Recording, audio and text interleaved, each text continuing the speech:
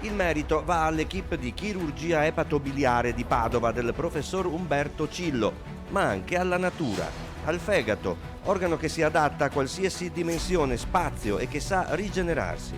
Un 49enne del nord Italia, in cura da almeno un paio d'anni per una metastasi che aveva invaso quasi tutto il fegato, non più curabile, da qualche settimana non ha più il tumore, grazie al trapianto di un pezzo di organo di suo fratello 46enne. Il nuovo frammento, dopo un lungo intervento chirurgico, è andato a sostituire la parte di fegato ammalata e senza più speranza di recupero. 12 casi al mondo, 2 a Padova, senza prelevare l'organo da una persona deceduta. In 15 giorni questo frammento esplode letteralmente dal punto di vista rigenerativo, raggiunge più del doppio del volume e diventa sufficiente a sostenere la vita del ricevente e quindi si può togliere la parte restante del fegato ammalato. L'abbiamo fatto in laparoscopia quest'ultimo parte di intervento, questa è una novità, questa sì, mondiale.